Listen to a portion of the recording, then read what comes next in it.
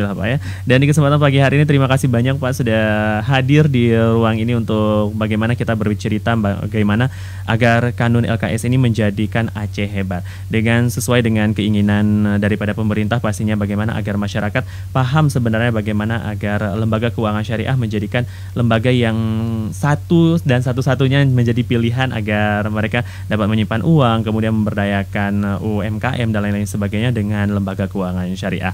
Nah, berbicara masalah lembaga keuangan syariah nih Pak, pandangan masyarakat kan ada masyarakat ya, kita yang sangat paham tentang LKS ini dan ada juga yang tidak. Dan untuk membuka suara kita di kesempatan pagi hari ini, bisa tidak Pak sedikit Bapak jabarkan bagaimana sebenarnya LKS ini dan bagaimana tujuan agar LKS ini dapat menjadikan Aceh ini hebat. Kami mintakan kesediaannya Pak untuk memaparkan bagaimana sebenarnya peran besar daripada LKS ini untuk masyarakat Aceh sendiri. Kami persilakan Pak. Baik, bismillahirrahmanirrahim. Assalamualaikum warahmatullahi wabarakatuh. Alhamdulillahirrahmanirrahim. Wassalatu wassalamu ala asyrafil anbiya wa mursalin wa ala alihi wa sahbihi ajmain. Baik para pemirsa yang dirahmati Allah SWT, hari ini kita mengkaji dengan sebuah tema, mampukah kanun LKS menjadikan Aceh hebat. Nah, tentu di mukadimahnya kita ingin tahu backgroundnya, kenapa hadir kanun LKS ini. Nah, sebagai karena ini dialog ya, bahwa sebenarnya keinginan dari pemerintah Aceh sejak lahirnya Undang-Undang Nomor 11 2006 tentang Undang-Undang Pemerintah Aceh itu pinginnya ada sebuah aplikasi daripada syariah yang kafah. Tentunya syariah yang kafah itu banyak hal. Ada di bidang politik, ada di bidang kenegaraan, ada di bidang hukum dan segala macam. Nah, tentunya salah satunya adalah di bidang muamalah, di bidang transaksi dan di bidang ekonomi. Nah, akhirnya kemudian dari 2006 hingga 2021 itu kan jaraknya sudah lumayan ya. Nah, kanun ini sendiri baru diundangkan pada tanggal 31 Agustus 2018. Maka dikenal dengan nama Kanun Nomor 11 tahun 2018 ya.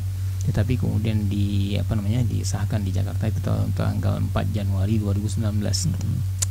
Nah, di sini adalah bagaimana kemudian mengatur bukan seluruh sektor ekonomi, hanya pada jasa keuangan. Jadi jasa keuangannya maka dimintakan sesuai dengan syariah ya. Nah, LKS sendiri bermakna lembaga keuangan syariah. Ini bukan saja mengatur bank ya. Bank tapi juga non bank. Jadi yang termasuk dalam bank itu misalnya Bank Umum Syariah yang hari ini ada di Aceh ya, seperti BSI, Bank Muamalat Indonesia. Tapi juga ada yang kategori unit usaha syariah. Jadi misalnya BCA di luar Aceh itu umumnya konvensional, tetapi kemudian hadir di Aceh, maka mereka kemudian membuka unit usaha syariahnya. Induknya masih konvensional. Yang kedua. Yang ketiga tentunya Bank Pembiayaan Rakyat Syariah atau yang kita kenal dengan nama istilah BPRS ya. Nah, jadi tiga perbankan ini diatur di dalam lembaga kanun ini. Namun demikian juga kanun ini juga berbicara tentang hal-hal di luar daripada perbankan, termasuk situ asuransi. Jadi asuransi sesuai dengan syariah, pegadaian sesuai dengan syariah, ya, venture capital juga sesuai dengan syariah gitu ya. Dan bahkan non lembaga keuangan lainnya. Nah, apakah itu misalnya koperasi ya. Nah, jadi ini disesuaikan dengan keinginan kanun. Nah, kenapa ini hadir? Sebenarnya ini kan keinginan dari undang-undang itu sendiri. Bagaimana kemudian mengimplementasikan nilai-nilai syariah di dalam sistem keuangan, jasa keuangan. Nah, kalau kita lihat apakah ini kemudian mendukung Aceh Hebat, kita juga harus lihat bahwa program Aceh Hebat itu ada 15. Dan kita ketahui bahwa Aceh Hebat itu sudah ada anggarannya. Jadi anggaran APBA yang disahkan dengan Kanun Nomor 1 tahun 2021 tentang APBA itu disahkan sekitar 17 triliun 70 miliar. Jadi 17,070 gitu ya. Nah, ini sudah ada anggarannya. Program-program yang saya lihat daripada Aceh Hebat seperti Aceh Sejahtera, bicara tentang JKA misalnya, Aceh Careng bicara tentang pendidikan, beasiswa, Aceh Semubut ya, Aceh Siat tentang teknologi yang menyatu ya, Central Information begitu ya. Nah, ini semua sudah ada pendanaan ya. Jadi kemudian di mana kaitan kanunnya? Kanun tentu berbicara seperti yang saya katakan tadi di lembaga keuangannya. Nah, lembaga keuangan yang ada kaitan besar dengan salah satu program Aceh Hebat yaitu Aceh Kaya, di mana dalam program Aceh Kaya di antara 15 program itu ada satu namanya Aceh Kaya. Nah, Aceh Kaya ini pemerintah Aceh memfokuskan ingin membantu sektor UMKM, sektor real. Nah, sektor real UMKM ini yang kemudian didukung. Jadi usaha mikro menengah, ya, usaha mikro kecil dan menengah. Nah, usaha mikro tentunya yang paling kecil sekali. Nyak di pasar itu mikro sekali itu bicara ya. Bicara mereka dengan omset 1 juta, 2 juta, 5 juta. Usaha-usaha kecil yang masih kedai-kedai kecil ya, atau usaha home industry, industri rumah tangga. Rata-rata mereka kan kalau mereka mampu memiliki dana sendiri, ya mereka bisa jalan. Tetapi kemudian kan rata-rata mereka butuh pembiayaan. Dan di situ bagaimana kemudian dalam program Aceh Kaya ini di-link and match-kan dengan kehadiran kanun ini. Kalau dulu memang itu ditawarkan oleh dua perbankan ya, konvensional dan syariah. Nah, hari ini dengan kehadiran kanun ini, maka kemudian di kanun ini disebutkan bahwa tidak dikatakan bahwa harus tutup ya bank konvensional, tetapi memang mereka menyesuaikan. Caranya mereka membuka unit usaha syariah. Toh di mana-mana tidak ada masalah. Nah, oleh karenanya kemudian 3 tahun pasca kanun ini disahkan, jadi kanun ini kemudian disahkan 2019 4 Januari, 3 tahun berikutnya itu masa efektifnya benar-benar. Nah, sekarang ini transisi. Sekarang ini kalau bercampur nggak ada masalah karena memang ini masa-masa untuk perubahan. Maka kemudian kita lihatlah bagaimana perbankan konversi ya. Di Aceh ada 2 permasalahan sebenarnya. Pertama, ini hadir bukan permasalahan, sebuah hal yang menjadikan masyarakat mungkin agak sedikit gergetan. Yang pertama mungkin kehadiran kanun. Kanun ini merubah dari BRI konvensional ke BRI syariah. Merubah dari BNI konvensional melebur menjadi BNI syariah, walaupun itu sudah ada. Ya, kemudian juga mandiri menjadi mandiri syariah. Cuman belum selesai kanun itu terlaksana dengan baik, sudah hadir mergernya 3 BUMN ini dari Jakarta dengan bersamaan waktunya. Ya, jadi ini yang kemudian 3 bank besar ini menyatu menjadi Bank Syariah Indonesia. Ini kan membuat problem-problem yang kemudian kalau kami nilai mungkin secara teknis ya, ATM yang dimiliki oleh BRI Syariah itu kan besar ya, kemudian ternyata segi teknologi tidak kompatibel. Jadi di BSI itu yang dijadikan sebagai standar untuk teknologinya adalah teknologi Bank Syariah Mandiri. Antara Bank Syariah Mandiri dengan Bank BNI Syariah tidak begitu jauh. Nah, jadi upgrade-nya agak cepat. Namun BRI yang banyak sekali bermain di desa, di luar area, di rural area, ini tidak kompatibel dengan teknologi yang ada. Karena kan tidak butuh banyak masyarakat kecil. Mereka tidak butuh transfer yang ini sekali ya. Maka fitur-fitur teknologi itu akhirnya kemudian ketika dikonversi ini membutuhkan biaya dan juga membutuhkan usaha yang luar biasa. Kita ingat pengalaman Bank Aceh saja untuk konversi ke Bank Aceh Syariah itu luar biasa. Satu bank itu luar biasa ya. Ya kalau ibarat simpelnya begini, kita itu pindah rumah kita sendiri ya.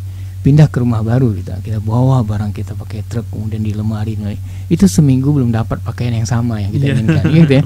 Masih berceceran di mana-mana. Apalagi yang kita pindahkan ini bukan hanya sekedar fisik, bukan konversi fisik saja, tetapi juga pemikiran, paradigma. Ini kan perubahannya adalah bagaimana kemudian bunga yang sudah difatwakan oleh ulama, oleh DSN dan bahkan jauh di ulama-ulama Timur Tengah tahun 1970 itu adalah bahagian dari riba setelah dikaji, dan kemudian juga fatwa DSN menyatakan itu tahun 90-an. Maka kemudian kita menyatakan bahwa ini harus dihindari. Nah, tentunya kalau dasar-dasar yang kita lihat dari sisi filosofis ini kita kembali kepada Al-Quran, kembali pada hadis. Ayat-ayat tentang riba itu luar biasa kerasnya. Salah satunya ya mungkin interest setelah dikaji-kaji ini termasuk ke dalam model riba nasiah. Anda meminjamkan kemudian Anda minta tambahan ya, sementara Anda pasif, Anda tidak melakukan apa-apa ya. Misalnya saya contohkan, saya memberikan pinjaman kepada si A 1 juta, pulangkan ke saya 1.200.000. Nah, ini tidak diinginkan oleh Al-Quran seperti ini ya. Tetapi boleh Anda gunakan, alihkan. Dia harus ada underlying asset. Caranya dalam bentuk jual beli. Misalnya gunakan 1 juta ini beli seekor kambing. Jadi kambing itu yang dijual. Kambing itu dijual katakanlah dengan harga 1.250.000. Nah ternyata ada kos di situ, ada biaya sekitar 50.000 karena kita ngambilnya pakai becak gitu ya. Untungnya 200.000. Tadi kita pinjam meminjam 200.000 juga. Nah di sini kemudian untung jual beli ini 200.000. Yang ini halal, yang di sana itu haram. Nah, kok bisa yang ini halal? Ini kan bicara tentang ada aset yang diperjualkan, ada resiko yang kita berhadapi, ada usaha, ada ikhtiar, ya kan? Kalau saya ingin mencarikan seekor kambing, saya kan berpikir di mana ada kambing yang harganya segitu, misalnya ya, ini dengan harga ya. Maka kemudian kita cari lah misalnya kambing-kambing yang ada di lembah sawah atau di Siberei kampung-kampung lah ya. Kita butuh beca. Nah, pertama kita letakkan pemikiran. Kalau kita pun dapat seekor kambing yang relatif murah dibandingkan dengan harga kota, sekarang di Jakarta, di Banda Aceh misalnya 3 juta, tapi tadi contohnya kita buat 1,2 juta lah harga jualnya. Nah, anggap kita dapat 1 juta di luar ya. Nah, kemudian kita sudah melibatkan beca. Ketika kita sudah dapat kambing itu, anak kambing itu, apakah kemudian dia selamat untuk sampai ke pasar di Banda Aceh ini?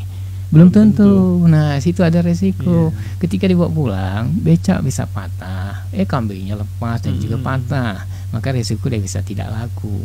Atau katakanlah dia aman, kemudian ketika kita sampai ke kota, di perjalanan kita hujan lebat, kambingnya basah, flu, tidak laku juga. Kalaupun laku ya rugi. Itu resiko-resiko yang dihadapi oleh seorang pedagang. Maka kata Allah di dalam sebuah ayat dikatakan auzubillahi minasyaitonir rajim wa ahallallahu al-bai' wa harrama riba. Allah menghalalkan jual beli dan Allah mengharamkan riba. Nah, di jual beli ini bukan itu saja resikonya, masih ada lagi ketika kita sudah sampai pasar aman segala macam, kita ingin jualan, ternyata kompetitor kita bawa kambing 1 truk. Nah, jadi dia itu bisa menekan average cost, dia bisa menekan biaya rata-rata, ya, karena dia jumlahnya besar. Jadi kalau ketika ada orang komplain ini bank syariah mahal atau murah itu bukan urusan syariah. Itu urusan daripada skala bisnis Anda. Saya contohkan misalnya seorang nyak-nyak, dia membeli on rumpun bahasa Aceh ya, bisa itu kangkung, bisa bayam segala macam ya. Harganya seikat 2.000 ya, seikat 2.000 atau seikat 3.000 dari petani. Nah, kemudian dia bawa ke pasar Aceh atau ke pasar Al-Mahira atau ke pasar mana gitu ya kalau Penayung ya. Nah, kemudian dia jual dengan harga 5.000. 3.000 ke 5.000 ada margin sekitar 2.000. Tentunya ini potong dari biaya nanti ya, biaya transportasi dia. Nah, sekarang ketika dia aman-aman saja, dia ketemu sama pesaingnya yang membawa sayur 1 truk, ribuan ikan.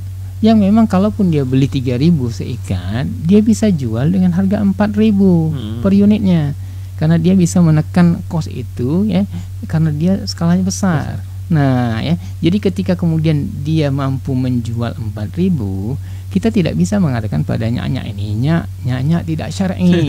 Ya, kenapa? Karena orang lain jual 4.000 cuma ngambil untung 1.000 ya. Nyak cuma ngambilnya 2.000, ini mahal sekali. Nah, jadi ini bukan urusan itu. Ini perlu kita pahamkan kepada masyarakat. Kan sering masyarakat komplainnya di situ. Oh, ini kenapa ini kok mahal? Skala bisnis bank syariah ini masih kecil. Dia market share-nya masih sekitar 6,7%, ya 6,7%. Sementara sisanya itu masih di bank konvensional, masih sekitar 93%. Dan secara sejarahnya bank konvensional sudah ratusan tahun gitu ya. Nah, bank syariah itu di Indonesia itu muncul tahun 90-an, ya, tahun 90-an, 92 dengan BMI. Bersamaan dengan itu kita juga sudah hadir Bank Harakat di Aceh, Bank BPRS itu pertama ya di Lambaru. Jadi oleh karenanya kita lihat skala masih kecil. Hari ini kenapa digabung 3 BUMN menjadi BSI? Itu supaya niatnya agar bank ini menjadi bank besar. Nanti dengan ada bank besar dia ada punya kemudahan-kemudahan tertentu, apakah urusan ekspor impor segala macam. Nah, jadi kehadiran Kanun LKS sebenarnya kita harapkan ini memudahkan UMKM nantinya di dalam kemudian pertama mentaati syariat, menghindarkan riba karena dosanya besar loh. Dosa riba itu dikatakan ada 70 pintu ya. Pintu terkecil sama seperti berzina dengan ibu sendiri. Karena auzubillahi min dzalik, kita tidak ingin seperti itu. Apalagi di sebuah ayat dikatakan jika kamu sudah mengetahui bahwa itu adalah riba, tapi kamu masih kembali mengambilnya ya, wa man 'ada fa ulaika ashabun nar hum fiha khalidun. Bahkan siapa yang kembali setelah dia mengetahui maka kemudian dia akan digolongkan ke dalam golongan-golongan yang masuk ke dalam neraka. Hum fiha khalidun, mereka akan kekal di sana. Nah kalau kekal nggak berfungsi sholat kita, nggak berfungsi puasa kita, zakat kita, kurban kita, ini gara-gara dosa riba. Ini makanya hati-hati. Nah ketika kemudian pemerintah dan DPR membuat sebuah kanun ini, kalau dilihat dari sisi itu kita harusnya senang gitu ya. Betul. Harusnya senang bahwa ini mencoba menyelamatkan kita dunia akhirat. Adapun problem teknis yang kemudian dihadapi oleh masyarakat, ini dibicarakan. Ya, karena BSI sendiri kan didukung oleh OJK, BI. Nah, oleh karena ini semua masalah yang itu selalu di dalam pantauan OJK. Masalah ATM yang bermasalah, masalah ini dan segala macamnya. Kemudian kita ketahui bahwa produk-produk bank syariah insya Allah itu sama, ya, kompatibel dengan juga produk-produk bank konvensional. Bahkan kalau kita lihat di negeri-negeri Eropa, Inggris, Jerman, mereka sudah mulai mencintai bank syariah. Mereka sudah mulai menggolkan. Bahkan di London itu menjadi hubnya, ya, semacam sentral daripada Islamic banking. Itu kan luar biasa. Singapura sendiri mentargetkan menjadi hub, ya, hub itu sentral untuk Islamic banking. Kan luar biasa. Lalu negeri orang ya, yang tidak tahu syariah pengen perbankan syariah. Lah kita di sini yang sudah memang di undang-undang itu ada. Ini kan turunannya sebenarnya. Kanun ini kan turunan dari undang-undang yang besar gitu ya. Nah oleh karenanya ini yang kita harapkan nantinya bisa membuat masyarakat pertama terhindar dari riba, dosa riba itu supaya Allah ridho. Dan kemudian satunya lagi di kanun ini juga ya kita lihat tujuannya bagus sekali ya. Di antara misalnya kita lihat di pasal 5 mewujudkan perekonomian Aceh yang islami ya. Kemudian menjadikan penggerak pendorong pertumbuhan perekonomian Aceh itu diharapkan ya. Kemudian yang ketiga, menghimpun atau memberikan dukungan pendanaan serta menjalankan fungsi lembaga keuangan berdasarkan prinsip syariah, menjalankan fungsi sosial. Nah, ini ada fungsi sosial untuk kemaslahatan umat diminta kepada bank syariah. Kemudian mendorong peningkatan pendapatan asli Aceh. Nah, di situ sisi-sisi yang akan membantu pemerintah Aceh dan juga masyarakat Aceh, membantu peningkatan pemberdayaan ekonomi dan produktivitas masyarakat. Nah, di sini yang kenanya tadi dengan Aceh hebat tadi, dengan Aceh kaya. Di mana kita ketahui bahwa masyarakat yang membutuhkan dana, ini prosesnya dimudahkan. Bagaimana caranya? Tetapi juga kita harus ketahui bahwa kalau sekiranya Aceh hebat yang ada 15 program, kemudian itu ada kegagalan, jangan ditimpakan kanun. Ya, misalnya misalnya ada pembelian kapal yang ada markup misalnya, kan nggak ada kaitan dengan kanun. Misalnya ada sapi yang kurus, nggak ada kaitan dengan kanun, ya kan? Nggak ada kaitan dengan kanun. Jangan kemudian semuanya diharapkan kanun untuk memperbaiki itu. Tidak, kanun hanya berbicara tentang jasa keuangan. Jasa keuangan yang kemudian digunakan di dalam Aceh Hebat itu dalam program Aceh Kaya yang saya lihat karena mendukung sekali UMKM. Nah, kenapa saya katakan ini UMKM penting? Ya? Di kanun ini sendiri ada disebutkan di dalam pasal 14. Jadi dalam pasal 14 ini dikatakan bahwa bank syariah wajib melaksanakan pengaturan tentang pencapaian rasio pembiayaan kepada usaha mikro, kecil dan menengah ya, dalam rangka peningkatan pembangunan perekonomian masyarakat Aceh. Nah, rasio ini agak besar nih. Rasio pembiayaan sebagaimana dimaksud pada ayat sebelumnya, ini minimal 30% paling lambat tahun 2020 yang kemarin. Kemudian 40% itu paling lambat pada tahun 2022. Ini untuk mendukungnya ini pro UMKM. Tetapi ini masih memakai kalau di dalam pembiayaan namanya produk murabahah. Masih diizinkan dalam produk jual beli ya. Tetapi nanti ada di ayat berikutnya yang khususnya pada ayat 7, ini lebih kuat di sini ya. Di sini lebih kuat bahwa ini harus ada bagi hasilnya. Apa dikatakan di sini? Akad berbagi hasil, akad ini akad mutarabah. Ini yang penuh dengan resiko ya. Ini harus kemudian diupayakan oleh perbankan syariah untuk ditingkatkan. Misalnya pada tahun 2020 ya paling sedikit 10%. Kemudian pada tahun 2022 20%, dan tahun 2024 paling sedikit 40%. Jadi di sini ketemunya dengan Aceh Hebat tadi. Ketika Aceh Hebat salah satu idenya adalah pro UMKM, maka kita harapkan kanun ini mendukung ke situ. Nah, jadi sini ketemunya, dan kemudian kita inginkan bahwa kita jangan membiarkan perbankan sendiri yang melakukan perbaikan-perbaikan. Begini ya, di dalam pembangunan ini perbankan kan sektor yang membantu sisi wira swasta. Dalam pembangunan ekonomi kita ketahui kalau dalam ekonomi makro ya, bahwa aggregate demand itu yang pendukung utama adalah government consumption. Jadi ada pengeluaran, government expenditure ya. Government expenditure itu adalah pengeluaran yang dilakukan oleh pemerintah. Nah, ini yang tadi APBA 17, hampir 1 triliun, 17,070 ya, 17 triliun 70 miliar. Itu luar biasa untuk kemudian menggenerate income masyarakat jika dipakai dalam skala prioritas. Kalau tidak dipakai dalam skala prioritas, ya sudahlah, uang itu pun kemudian ya diserap untuk yang tidak banyak manfaatnya. Misalnya kita pengadaannya mobil ya, kemudian pengadaannya yang tidak digunakan untuk masyarakat yang dibutuhkan. Tapi kalau kita adakan itu untuk masyarakat kecil, menengah, maka mungkin keinginan menurunkan kemiskinan bisa. Nah, tapi kalau misalnya kita hanya sekedar itu menjadi problem. Nah, kemudian kita lihat bahwa di kanun inilah kita harapkan kemudian ya, selain mendukung UMKM ya, ini juga masyarakat bergerak. Jadi ada government expenditure tadi yang pertama. Yang kedua, ini akan membantu consumption. Consumption ini dari rumah tangga.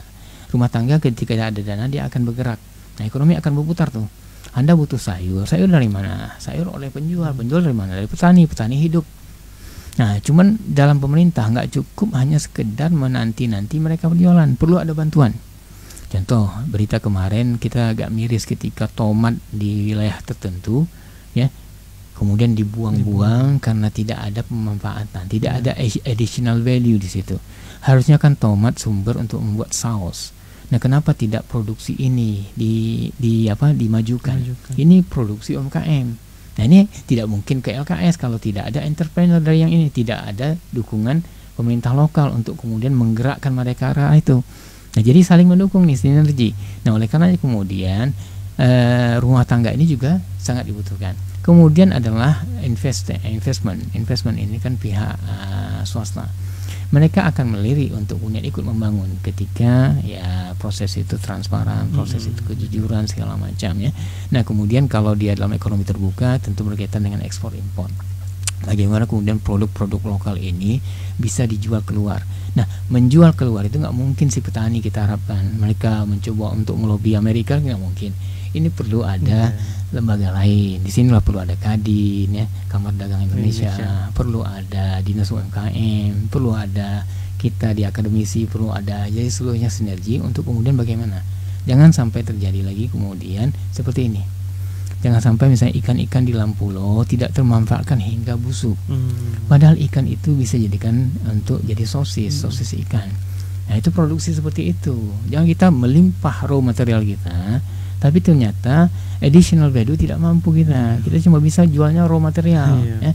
Misalnya seperti pohon itu kita jual per batang gitu. Kita tidak bisa mengolah hingga bisa menjadi semacam meja ini ya, bahan untuk membuat meja ini. Nah, ini yang harusnya terpikir ya. Padahal ini ampasnya ini.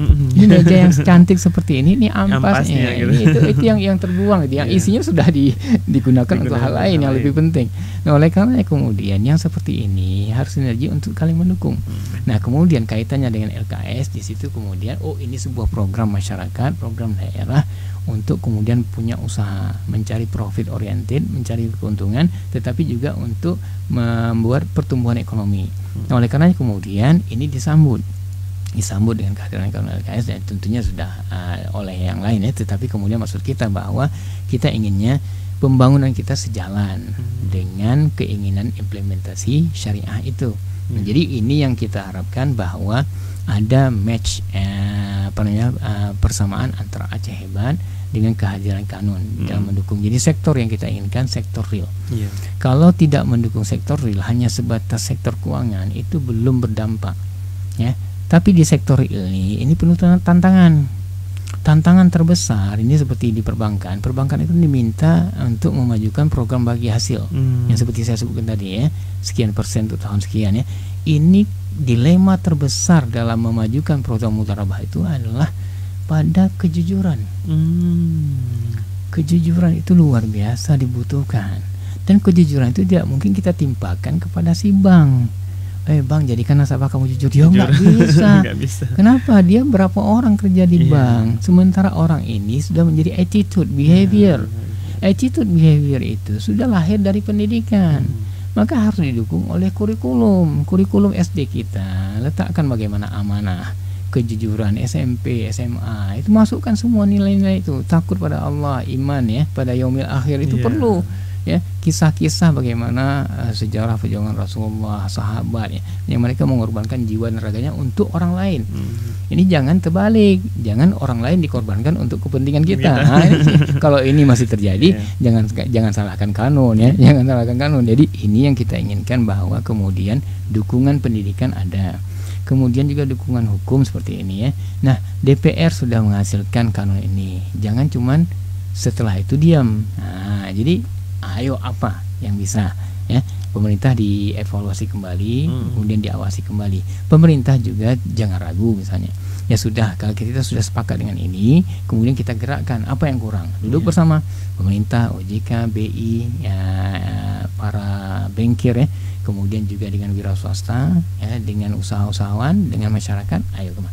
Oh, ada masalah sini, bagaimana penyelesaiannya ya, penyelesaiannya lantas dengan dibantu, difasilitasi ya. Jadi ini sebuah hal yang sebenarnya tidak perlu menjadi sebuah maop bahasa Aceh ya, yang hal yang harus ditakuti. Padahal ini tujuan dan niatnya menghindarkan masyarakat dari riba, dosa itu dosa berat, dan kemudian kita menyelamatkan bankir-bankir yang kemarin kerja di konvensional. Ini mereka rasa syukurnya luar biasa. Padahal kalau ketika mereka minta pindah itu sulit sekali. Nah, ini mereka tiba-tiba datang hibah, Anda sekarang dipindahkan ke syariah. Alhamdulillah. Jadi saya sekarang pendapatan saya itu sudah syar'i gitu. Islam mengatakan bahwa jika kamu belum mengetahui itu dimaafkan. Nah, gitu. Tapi setelah Anda tahu jangan kembali. Nah, itu dia. Nah, setelah kita tahu, bagaimana kemudian kita menerapkan.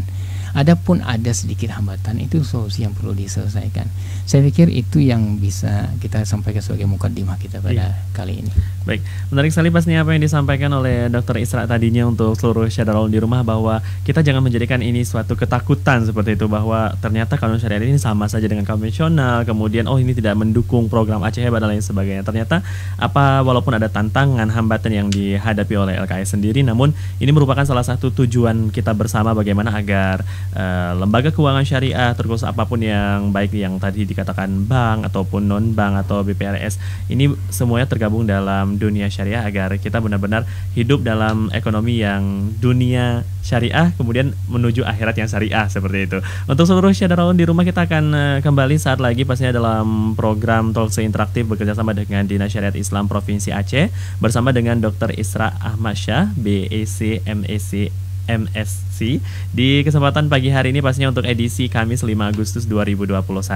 Jangan kemana-mana, dan kami ingatkan untuk seluruh syahdarawun yang ingin beratensi secara langsung, baik via telepon kita boleh ataupun via WhatsApp di layanan telepon dan WhatsApp kita di 0811 6890 20. Kita akan segera kembali di ruang dengan Anda dengan tema Mampukah Kanun LKS Menjadikan Aceh Hebat. Jangan kemana-mana, tetap saya terus bersama kami di 90,2 Serambi FM, Laguna Beritana.